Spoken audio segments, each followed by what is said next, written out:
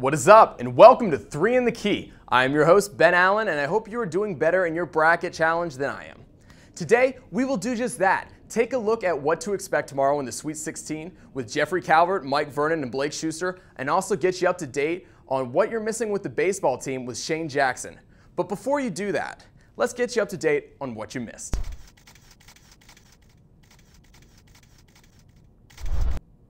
It came as a little surprise to some and a huge shock to me and many others, but Mr. Wayne Selden is coming back for his sophomore campaign at the University of Kansas. The shooting guard, who averaged a shade under 10 points, will not be joining Andrew Wiggins going to the NBA. Selden, who is regarded preseason as a lottery pick, fell to most not having him in the first round of most mock drafts. Selden will be returning with 3 other KU freshmen for another year for sure, as we wait to hear what center Joel Embiid has in store for next year. Sticking with KU basketball future, dark clouds are beginning to form around this year's starting point guard in Deer Tharp. In this journalist's eyes, we will be having a different point guard by the end of next season. Speculation is swirling as the season ends that KU may be in the market for a new starter, whether it is an in-house option like Connor Frankamp or Frank Mason, or even if it is a guy like DeAndre Kane from Iowa State who has 1 more year of eligibility. But KU cannot win a championship with a guy who disappears in big games. And I know that the Chiefs quarterback position is the most scrutinized Kansas City sporting position, but the KU point guard is right after that. But after an underwhelming last 8 games for Tharp, it's hard not to take a look. You know the uprights at any football game? Well, no longer can you act like it's a basketball hoop. A flag will now be thrown when you channel your inner Tony Gonzalez and try to dunk the football. The move came in the NFL this morning after they discussed other issues in addition to the posts. The uprights will be extended to 35 feet tall to help the refs see whether a field goal is good or whether it is not good. My mom from a young age told me never to lie. I guess that was not told to Steve Mazziello. The now former coach, Steve Mazziello, had just agreed to leave Manhattan to become the USF coach when after an hour at the helm, it was announced that he lied on his resume. The former Kentucky player never actually graduated from the university, and after being at the university 4 years, he decided not to graduate with his degree. Mazziello, as there is not their guy now at the University of USF. It is still unclear whether Mazziello will be allowed back at the University of Manhattan. Well, we're only a few days away from my favorite day of the year. It is a day that I think should be the next national holiday added to our great country. That is opening day for baseball, which is March 31st, and it will be the first day of real baseball. That is, if you don't say that Australian baseball is the first day. Now that you're up to date, Shane Jackson of the Kansman will be here with us to talk about KU baseball. Stay where you're at.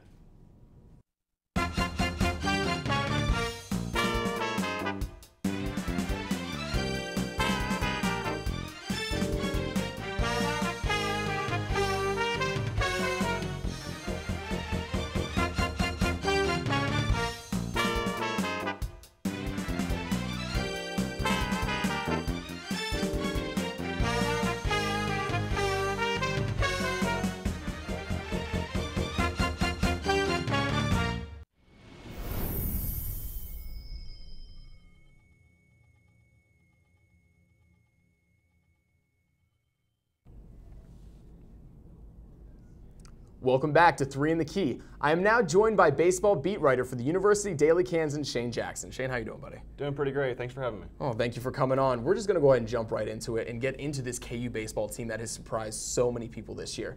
The KU baseball team was picked to be last in the Big 12 this year and was recently just ranked in the top 20 at 18. What has been the biggest difference between this year and last year and why they're doing so well? Well, last year they should have made the NCAA tournament, and Coach Price thought they did. They should have. If they would have had a better midweek starter, maybe they would have had a chance since they lost in the Big 12 championship. Drew Morovic, he has a 4-1 record, really has excelled at that midweek starter, which is something you're going to see tonight, maybe against Creighton. If they can pick more of those midweek starts up, then maybe you'll get more of a chance to make the NCAA tournament. I also believe that the 2-out RBIs really help. This team hits .301 with 2 outs, so they know how to score and tight scenarios. Well, leaving guys on base is always the curse, it seems, for a lot of baseball teams. Even, you're looking at the professional teams and you see these box scores of 10 guys left, in scoring positions sometimes. And is that something that the team, that's a strength for the team you're saying this year? Then, right? That's definitely something of a strength. And, in the games they lose, that's the one key you see. That's something that Coach Price talks about. New Mexico, they struggled, especially with 2 outs. Then they turn around and do it against Dartmouth. They just, they won 2 against Dartmouth, and especially in the 2-out RBIs. And Connor McKay is definitely the key to that. It's great to see the team doing well this year. And obviously after De Leon, Dreiling, and Kuntz all left last year, there were a lot of holes left, in the infield and, in the rest of the team as well as the offense. Who has been one guy this year who's really stood out on the team, who's really taken a leadership position and really strengthened the team? Well, it's definitely the guy I just said, Connor McKay. He was drafted 24th round in the MLB amateur draft. Really has stepped up as the outfielder. He has an arm in the outfield, but definitely in his bat. He leads the Big 12 in 34 RBIs, leads the team in home runs with 5 home runs, and has really been the key to this team. And all along, they knew the potential with this kid. Coach Price said, with his attitude, if it got shaped up, maybe they would have a better chance with Connor McKay. The first 2 years, he struggled with his attitude. This year, it seems like he's been more comfortable at the plate and has really been the key to this team. That's fantastic to hear a guy, overcoming some of those issues. You hear these guys when they're young, like, even Bryce Harper, for instance. He's a guy who you always hear, he has a fiery personality, and he's some guy that, is have a hard time, taming. So that's, it's good to hear that there's other guys on the team that weren't just, the usual guys, the Justin Protasios of the world that are stepping up. And speaking of, some of the guys who have done well in the past, Jordan Pichet, he's an amazing pitcher, had a fantastic season last year. What has really been his key to being such a dominant reliever? Well, he really exploded on the scene, getting Big 12 newcomer of the year last year, which really, caught people off guard. You thought maybe there'd be a drop-off this year because he's known in this league, but that certainly hasn't happened. He's got great stuff, which may be the most overused sports cliche in baseball, but he really does have great stuff. He can hit 90 on the dial, has great off-speed, and he hasn't been in a whole lot of save situations this year, but Coach Price likes to put him out there. You saw that in Game 2 against Dartmouth. Even with a 4-run lead, he still got put on the mound just to, get into the rhythm again, because they're going to use him a lot more in the Big 12 when the games are a lot closer. Do you think that, I know the first home opener when I was here against, I was UC Santa Barbara, was it Nessa? No, it was, who was the first home opener against? It was, losing my mind here for a second. I've forgot about it too. I already forgotten about it here. But I saw him come in the 7th inning. Is that something that Price is going to feel comfortable doing again? Is coming in, bringing him in an earlier situation. Not even often you'll see closers coming in the 8th inning, but even in the 7th inning, do you think that's something that Price will continue to do? That in the home opener, that's a different situation, is because they were really struggling on the mound. I believe that was Drew Morovic's start, and that was one of his worst starts. I think that was his first loss, and that's something they're not wanting to do. That's something he really likes out of Wes Benjamin, a guy that has really exploded on the scene too as a junior. They want to get a lot of innings out of their starting pitchers. They want to go 6 innings, maybe 7 innings deep. They don't want to throw Jordan Pichet out there in the 7th inning. You would like to see more of the bullpen being used, and Jordan Pichet coming into the 9th inning. Okay, so a guy who's obviously been around the team. He's a guy who everyone in the media loves. We love him at Media Crossroads, and we love him over at KUJH, Justin Protasio. He's just a fun guy, and he's great. And he made, as a baseball guy as well, one of the toughest transitions at times is moving from, the left side of the diamond to the right side of the diamond, or the right side of the diamond to the left side of the diamond, moving from second base to shortstop. How has he been able to adapt, into this situation playing the shortstop position now? I think it's mainly because he's so defensively gifted.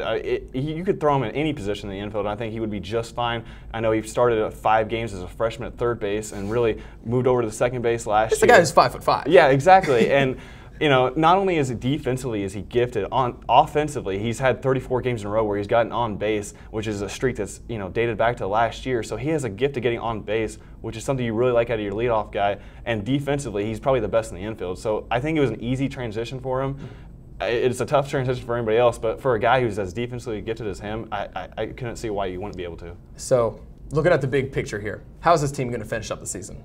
Well, they went out and beat Texas in the first series, won 2 games. The last time they did that was 2009, which is a year that they made the NCAA tournament. Okay. They were picked to finish last in that year as well. So I really, relate this team to the 2009 team. I think they are a midweek starter away, and I think you really see that out of Drew Morovic. This team is more complete 1 through 9. You're not going to see just one guy taking the lead like you saw De Leon last year. I think 1 through 9, they're more complete than any team in the Big 12. You get those 2-out RBIs. You got a really solid pitching. I think they are going to make the NCAA tournament and make some really noise. Well, thank you so much again for coming on and talking a little bit of KU baseball, getting people up to speed on this other great sport that we have here at KU that people often overlook, and they just think, KU basketball and football. But people don't realize how great of a sport this is, and you're doing a great job with the cans and relaying this message to people who don't know what's going on.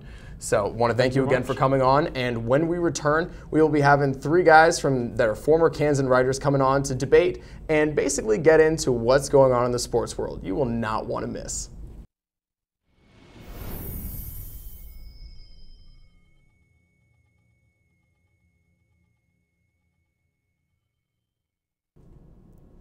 Welcome back to 3 in the Key. Now joining me, in my humble opinion, are 3 of the best sports writers to ever grace this KU campus. We have with us Mr. Mike Vernon, Blake Schuster, and Geoffrey Calvert.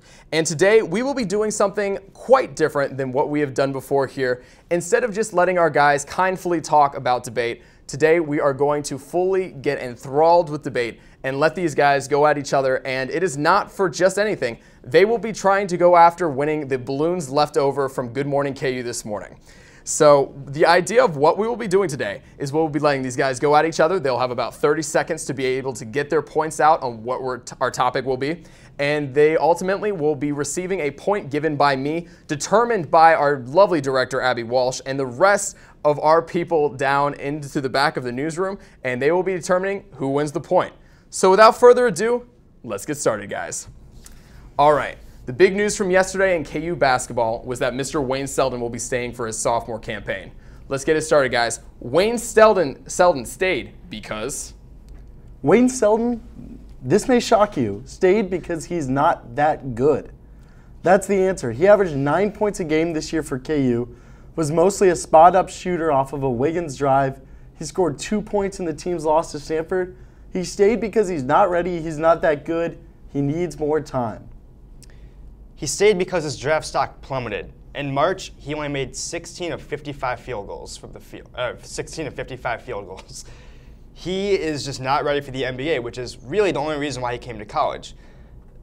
Coming in as a highly recruited player, this was his goal to get to the NBA, and now that it seems a little further away, he's got to come back and get 1 more year of practicing. I think he still would have been a first-round pick, though. I wouldn't exactly call that plummeting. But what he was on the fringe, though. It was on the fringe. I think, for me, he stayed because he didn't have the freshman season he envisioned. I think coming into the year, he thought he would certainly be a lottery pick. As the year went on, Joel Embiid kind of filled that second superstar freshman role. And certainly Wayne was a key piece in Big 12 play, even starting with that road game at Oklahoma after kind of being silent throughout the non-conference year. But like you said, he didn't do a whole lot in March, and his draft stock definitely plummeted. I think that he sees that if he stays another year, he could now then possibly be in that role in the lottery that Joel, if he leaves, and Andrew Wiggins definitely will be. Because he's not that good. He's not that good, but if you're saying he still could have gone, is it better to go and play in the D-League where no one's noticing you, or stay at a place like KU where you're worshipped on campus? It's better to I'd stay. rather play at KU. All right, we're cutting you off here, guys. And our survey says the point will go to Mike Vernon. Counting. Gets the first point to start off. All right, going to go to our second topic here. KU basketball. Obviously, they just lost to Stanford. It was a crushing blow to the KU community and to the KU players. KU lost because? One of you want to go first this time? I think KU lost because they didn't play with any toughness around the rim. As I was watching the game, it seemed obviously Tariq Black. He was an animal. He had 18 points before fouling out. But the other big men, it seemed like basically every single one of their shots was hitting the front of the rim. They didn't look to be embracing contact. After Stanford's 2 bigs picked up their 4th foul, I certainly didn't see any aggressiveness from the big men or from the guards trying to get that 5th foul on either of Stanford's bigs. And it's interesting you bring up Tariq Black because really, he was the only guy out there who had played in March before with this type of minutes and this type of atmosphere. Everyone else on the team was so young and inexperienced, they were not ready for the moment, which goes into a lot of things, mostly on the players and some of the coaching. But these guys were just not primed to perform in March, and when their nerves started acting up, they didn't know how to handle it. That answer is worse than his outfit. Let me tell you why KU lost. Simply, they couldn't attack the zone. Stanford ran a 1-3-1 zone for most of the game, sometimes a 2-3 zone. But they faced zone all year. Panicked. Why was this different? Why? Stanford's height. They couldn't attack the zone. They panicked. That is the reason. They panicked. They lost panicked. that game. They panicked. Because of Stanford's zone. But they panicked. That's the key word here. They panicked. Because of the zone. So because their Todd nerves. Black fouled out. Because of the zone. They could not attack that zone. Andrew Wiggins should have been playing in the high post, and he wasn't. He was on the wing. KU panicked. They were trying to get the ball to Jamari Traylor, who was playing hero ball against the zone. But the key here is that they panicked, right? They were zone nervous. took They them out of panicked. the game. It took them out of the game, and they were nervous, zone and they caused couldn't them to calm panic. themselves down. It was inexperience. Have they played in big games before? Yes, they have. They're in the Big 12 tournament. You're They both were in the panicking. Champions Classic. You're both panicking right now. And they seem a little with calm. that, we're going to go ahead and cut you guys off. And due to the great final comment there of trying to calm down the stage, we're going to give the point to Mr. Geoffrey Calvert. That's more stiff than his outfit. We got the low blows coming here from Mike Vernon. Mike Vernon is on the attack today. All right. So we're looking back at the teams that are left in the tournament right now. Obviously, we have 16 teams left. Of those teams, not the one who has necessarily the best shot to win, but who is the best team in the tournament? Blake? I think it's UConn. You look at some of their defensive stats: 6.2 blocks per game, 7 steals, 25 defensive rebounds per game, and they're allowing just 63.7 points while scoring 71.9. Put that in context. I don't know who. What about other teams? I don't know their stats. It means they're one of the best defensive teams left in the tournament. They They have were a 17th. they have a guy in Shabazz Napier who can carry them the rest of the way, much like Kemba Walker did, and they can. What's their record? Do you know? No, they're a 7 seed. That's what Does I it know. matter? They're a 7 seed. Does it matter? Yes. When you get into March, every team is capable of winning and going far. VCU went from the first four to the final four. It doesn't matter what seed they were. It's who's playing their best basketball, and right now that's UConn. To Geoffrey, me, the jump in answer there. is Florida. They've been playing the best basketball since basically November. They've been to the last 3 Elite Eights. They haven't been able to make it over the hump quite yet, but they start 4 seniors. And I imagine that after 3 straight years of heartbreak, after knocking on the door, they're going to be extra motivated to finally take that next step and get to the Final Four. And as the record shows, going 18-0 in the SEC, they just don't lose. They know what it takes to win, and I think that's going to continue here the next couple I weeks. agree with Geoffrey. I disagree. I think Florida's clearly the best team in the tournament. But it's not the best team. It's who's going to win. No, the question is who's the best team. Anyways, so the question that I'm answering, the real question, is Florida. They've got senior leadership. They don't have any weaknesses. And most of all, they've got a stud point guard in Scotty Wilbekin who will not let them lose.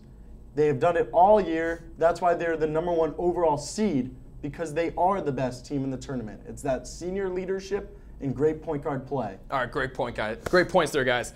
But with no surprise, to try to tie things up after some good points here, Mr. Blake Schuster is now on the board. Ridiculous. Fixes Because in. because he's the Fixes best. in. Blake Schuster is quite good.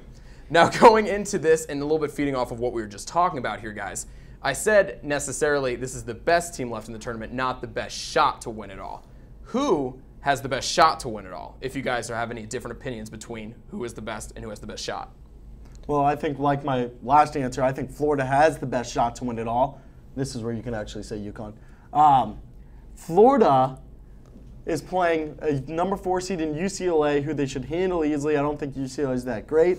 And then to go to the Elite Eight, they have 2 double-digit seeds in either Stanford or Dayton. That's a cakewalk to the Final Four. They've got the best odds to get there. And once they're there, I think they're the best team in the tournament as well. The best team will prevail. They've got good inside play, good coaching. Billy Donovan has done it before, and I think he'll do it again. Florida has the best shot to win it all. But the easiest road, as many Kansas fans know, does not also mean that you're going to make it to the Final Four or necessarily the championship game. It's got to be UConn. They're the hottest team right now. Florida's had some off games, even in the tournament. That Albany game was not their best luck. How much did they win by? Geoffrey, you've got it in front of you. Against Albany, let me find it on the bracket. You guys keep on talking while I look it up. Continue. UConn's the hottest team. Florida's had its ups and downs. They have games where they should have looked stronger. It's going to hurt them going forward. The answer is Florida. to the question, not your question. I don't care how much they won by. Fine. Because I'm with you. Because I think, like you said, Don't prove his points. well, like you said, the easiest road doesn't necessarily mean that it's automatic. But UConn, they've got to go against Iowa State, who, even though they lost Yang, they're still one of the hottest teams right now. Fred Hoiberg's obviously a fantastic coach. Yep. Even if UConn's able to get by Iowa State, they're going to have to face either Virginia, 1 seed, or who I think they would have to face, Michigan State. And I've learned my lesson. Never bet against Tom Izzo in the NCAA tournament. For him, you kind of really just throw out the regular season because you know that regardless of his team, they're going to be there come March. Then you look on the other side of the bracket, Kentucky against Louisville, Tennessee against Michigan. Those fields are a lot wide open, more wide open than it is for Florida. I think it's just too much circumstance in the other brackets. Same with Arizona playing San Diego State, one of the best teams all year. Baylor's on fire. Wisconsin's a 2 seed. I just think You're just throwing a bunch of numbers at me now. okay, A lot of can you numbers, not a lot of handle numbers talk though. I A don't lot do of numbers numbers. talk, and to my surprise, something else has also been thrown out here. You all are receiving a point. Yes. They loved all of your answers, so I don't know what they're doing in the back room, who's deciding these points, but they loved all of you guys on this time. UConn? Switching it back, and I know I didn't even have UConn getting out of the first round. I had them losing to St. Joe's, so obviously They're my gonna lose my in the next bracket round. my bracket is not looking that great on that stretch, especially if they're the ones making it. Switching it back to KU basketball right now, though, Mr. Andrew Wiggins has basically said from the get-go he will be a one and done. The question now is, how will he be remembered? Will Andrew's legacy be one of the greats, or will it be one of the guys who is just known as a one and done? I mean, I think his legacy overall will be pretty good. For me, when I look back on the tournament, it's not necessarily so much that Wiggins didn't really show up in the second match. It's what could KU have done if Joel Embiid was playing and was healthy. I think for me, that's going to be the question that lingers a lot longer rather than, oh, what if Wiggins had played a good game? Because it wasn't just Wiggins that struggled out there against Stanford. We really didn't see, at least I didn't see much from Nadir Tharp in terms of the upperclassmen leadership. And that's really been kind of the story the last couple of years. Go, Schuster. I'm cutting you off. I think it's going to be determined by what he does in the NBA. As great of a career as he did have at Kansas, all he means now to Kansas now is if he can go to the NBA and be a superstar and carry that Kansas brand on his shoulders, that's going to be his legacy, the fact that he came to Kansas, he succeeded in the NBA, he became one of the superstars in the game, and that's how he'll be remembered. Yeah, I'm going to have to shockingly agree with Blake here. Andrew Wiggins' legacy hasn't been decided yet. When he came to KU, he came as this great NBA prospect with this great NBA potential, and that's what's going to decide how Kansas fans look at him. I mean, look at a guy like Paul Pierce. Paul was great for KU, but he's so revered. He's so loved because he's a Hall of Fame NBA player. And if Andrew Wiggins can have a few All-Star years, he will be revered and loved at KU just like a guy like Paul Pierce. And to counter Geoffrey's point, he scored 4 points in that game. So it does matter a little bit. Well, here at 3 in the Key, we love to encourage debate. And when two guys decide to say the exact same answer, we're going to go with the guy who didn't say the exact same 3.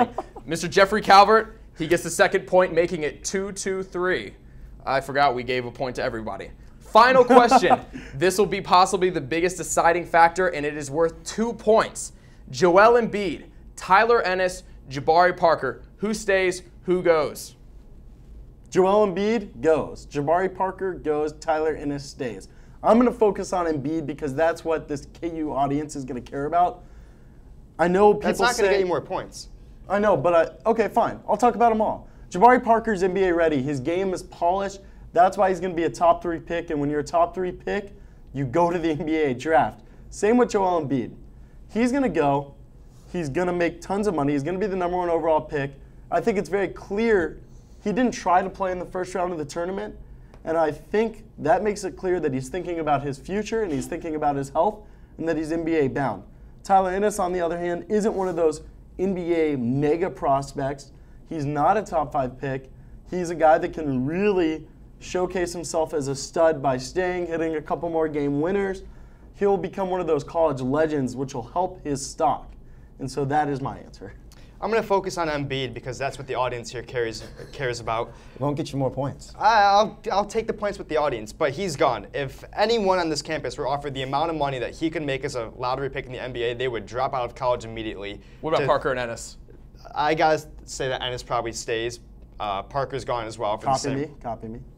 well, just returning the favor, I guess.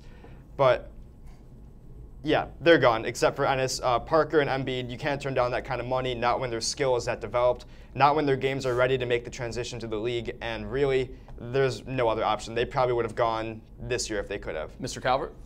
I think Ennis stays. I think Parker's gone. It would not shock me, though, if Joel Embiid turns into a situation like we had with Brandon Rush, where the signs pointed to him most likely entering the NBA draft. I'm saying we now. We. Blake, let him talk. All right, thank you. Obviously, Brandon Rush declared for the draft, and then at the pre-draft camp, hurt his ACL, I believe it was. He hadn't hired an agent, so he was able to pull out. Joel Embiid's been off the court for a while. It's been a few weeks since scouts have had a chance to see him on court, and I wonder what questions that's causing in NBA draft rooms. I don't think he would obviously fall out of probably the top 5, but I do wonder if questions about his health and teams' willingness to commit to him might lead to him returning for his sophomore year. I think you've got to look at Emeka Okafor if you want to talk about his health. Emeka had a stress fracture, was able to come back that second weekend like Embiid said he could, and then went on to be a top pick in the draft. Health wasn't a concern there. Maybe it should have been, but it wasn't. I think Embiid is going to stun people at workouts, and I think that is why he's going to go to the league and be the #1 overall pick. All right, guys. Well, we have our winner for today. And without further ado, the first winner of the first 3 in the Key full-out debate is Mr. Geoffrey Calvert.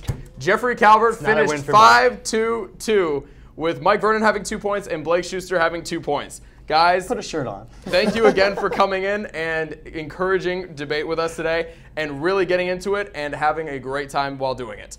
That's all we have for today. Special thanks to Shane Jackson and the rest of these guys who are here with us today. Make sure you tune in to us next week. And for everyone else, have a great weekend.